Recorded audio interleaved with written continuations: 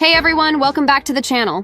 2026 is right around the corner, and it looks like Canon is once again shaking things up. Rumors are swirling about a brand new Canon R7 Mark II, said to come packed with next-gen tech, faster readout, a stacked sensor, and possibly no mechanical shutter at all. Basically, Canon's about to give us an R7 on serious steroids. But that raises a big question.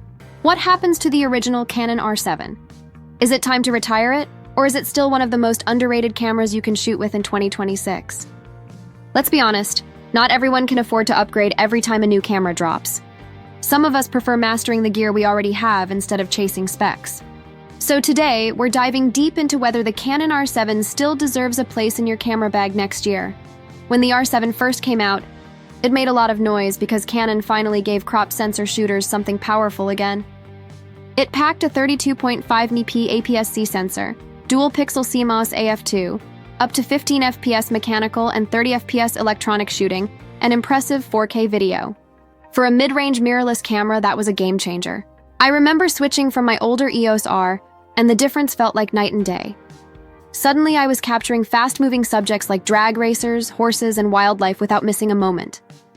Sure, the electronic shutter had some rolling issues, but after experimenting with shutter speeds and panning, it became manageable.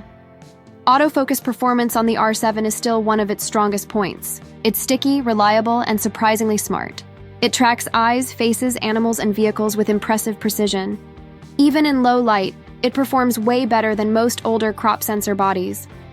Combine that with Canon's legendary color science, and you get photos that pop straight out of the camera.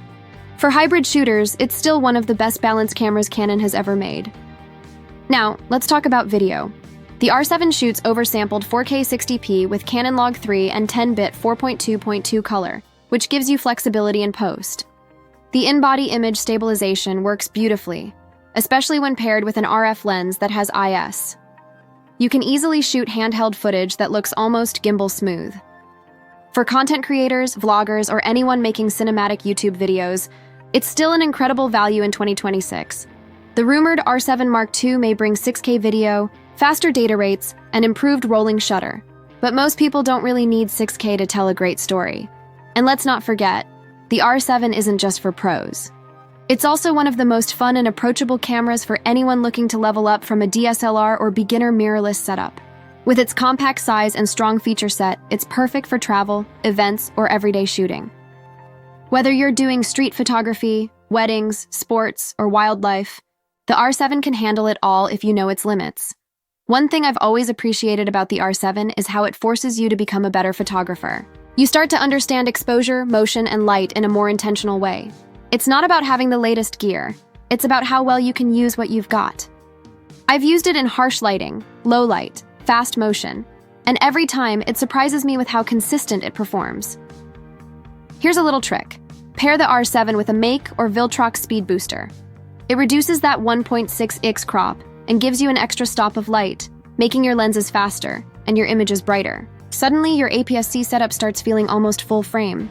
Add a fast RF lens like the Canon RF 35mm f1.8 or Sigma 1850mm f2.8 and you're golden. Now, what about the upcoming R7 Mark II?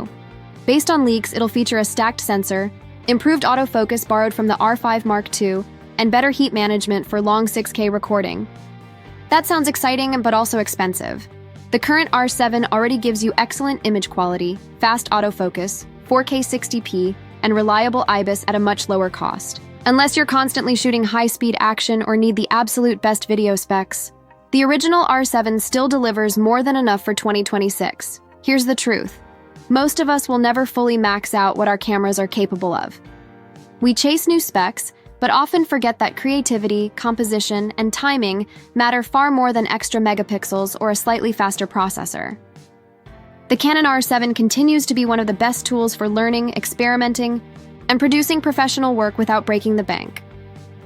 As we head into 2026, I'd say the R7 is far from obsolete.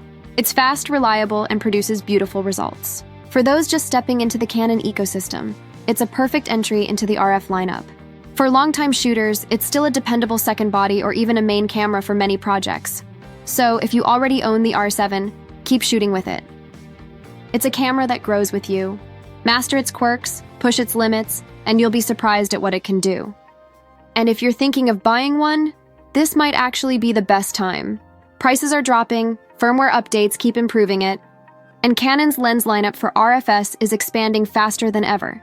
To wrap this up, the Canon R7 may not be the newest toy on the block, but it's still one of the most balanced mirrorless cameras for photographers and filmmakers in 2026. It's fast, smart, affordable, and most importantly, capable of telling incredible stories.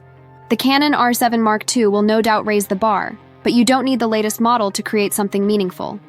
So that's my take. What do you think? Are you planning to upgrade to the R7 Mark II, or are you staying loyal to the OG R7? Drop your thoughts below. I'd love to hear your experience. Don't forget to like, subscribe, and hit that bell icon so you never miss my latest uploads on camera reviews, Canon news, photography tips, and gear comparisons. Until next time, stay creative, keep shooting, and I'll catch you in the next one.